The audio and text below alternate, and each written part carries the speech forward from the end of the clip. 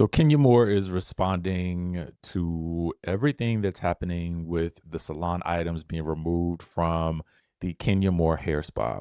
So let's get into her response. We're going to talk about what Miss Quad had to say about this whole situation. And we got to talk about what's going on with Todd, KANDI, and Mama Joyce. Okay, y'all buckle up. Buckle right on up because this is going to be a doozy. So let's get into it. So this is a video of what looks like Kenya Moore and her beautiful daughter running through. Honestly, this looks like Shibuya Crossing, which is in Japan, but I could be wrong. It's a super famous crossing where people cross a whole interesting, connected set of crosswalks. Anyway, Kenya says this: I've spent the last several weeks moving out of my salon as a result of my ongoing legal battle with the landlord, who has failed to reimburse me nearly 80K of improvement funds I am rightfully owed. My only recourse was to withhold rent and file a countersuit. I already have my outfit laid out for court child. To the amazing women and men who came in and twirled out in style, thank you from the bottom of my heart. The salon chapter is closing. Trust me, it's not the end. It's just the beginning of a new era. Stay tuned for what's next. Hashtag moving, hashtag elevating, hashtag entrepreneurship, hashtag love, hashtag next era. Okay, so it says that the headline reads Kenya Moore says she moved out amid furniture for the hair spa being seen on the streets. My landlord failed to reimburse me for the 80K in improvements.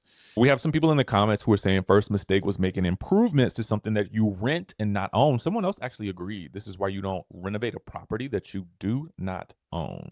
I want to dispel a narrative that people are celebrating what appears to be an eviction, at least from my perspective. Okay, for me. All right. This isn't something that I celebrate. In fact, if you watched yesterday's video, I actually offered what I felt like would be super sage advice for someone who is in her position. And I felt like the advice that I gave, I do think it is rooted in, I gave examples of people who are doing exactly what she could be doing. I also gave, just based on my own background, I gave some thoughtful advice about what her next steps should be. I think what she could have done in general in the beginning, and what I know and I understand about the salon industry from my limited perspective of working with a salon client in the past. Now, that same person that I work with has a very, very successful online business, and she sells all of her hair care products that she created, and she sells them online, and she still reach massive amounts of people because she also has a YouTube platform where she showcases what she knows and what she does and how she helps people grow their natural hair. So I think that there's a case for Kenya Moore to take a different alternative path. And I just feel like there are blueprints that are being laid out there. I really do. I absolutely do. So again, there are definitely routes that she could have taken, I think, to keep this salon open. But was this the right business for her?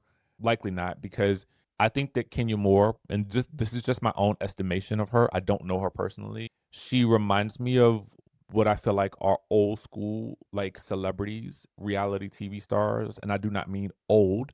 I just mean that there are some people who work in the entertainment industry who are used to the way the traditional entertainment industry used to work. And that is just not the case anymore. Your business has to be online. Your business has to be, you have to showcase your business. If you're not going to be doing social media per se yourself, then you've got to be running ads of some sort.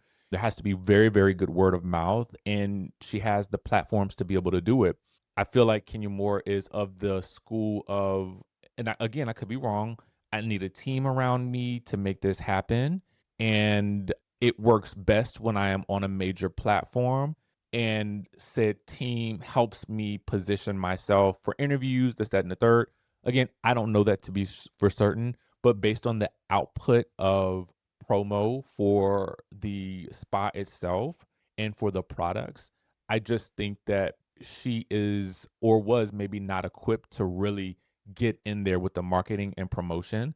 I think it's one thing to create an amazing product, but I think you also have to just be in the promotion of your business.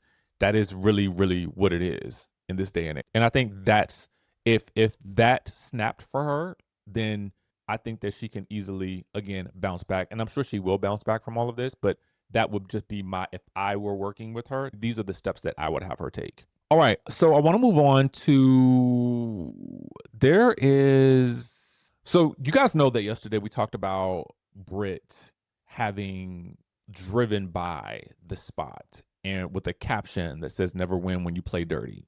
So Quad jumped into the comment section and says, this is not cool. I don't like anything about it, period. Let's get to the facts first. But to smile, laugh, and giggle about someone's hardships is definitely not cool. Trust me, it's amazing how fast those tables turn and sometimes they spin. So let's not show too much teeth. One day it might be you and you could be in disbelief.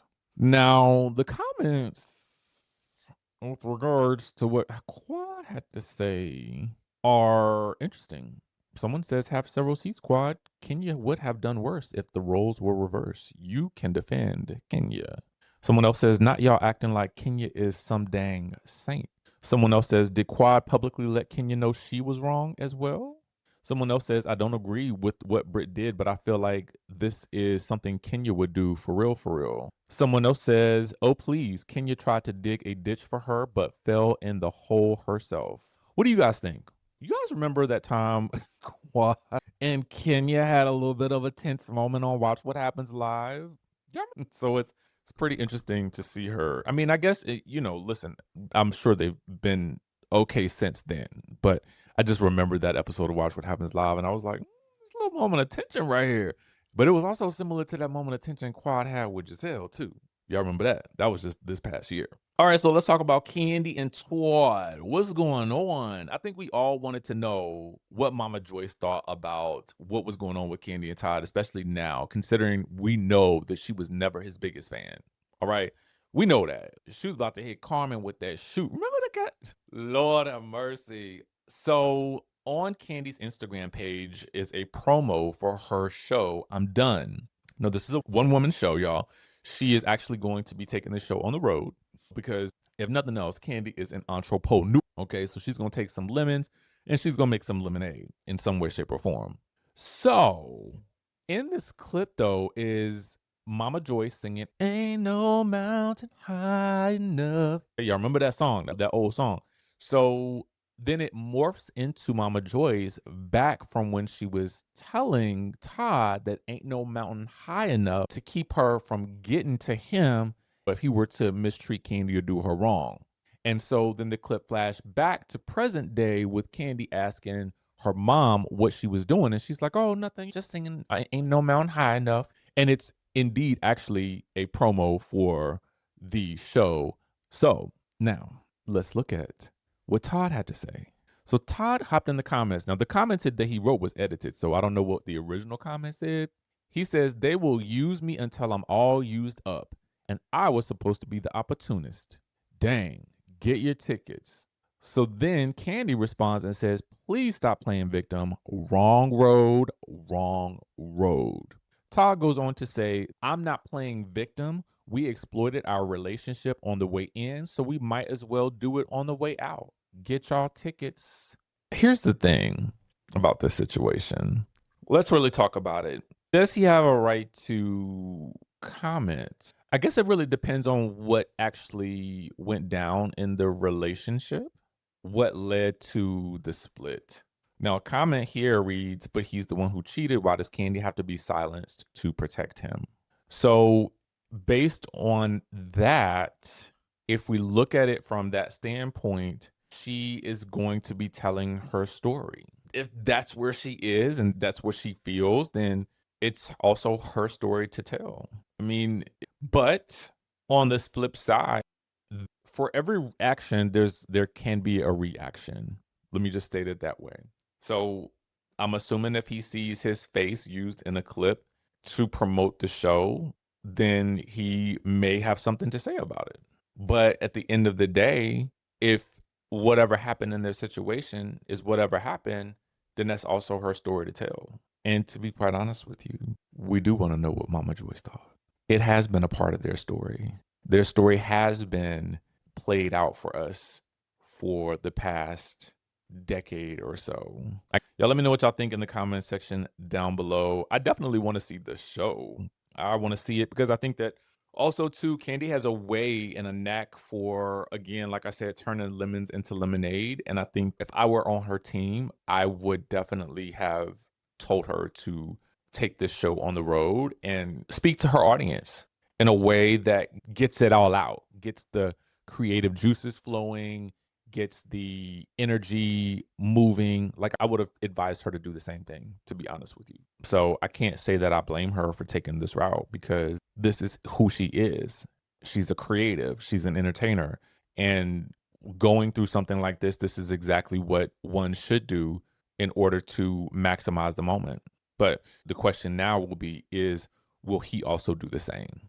Let us know in the comment section down below.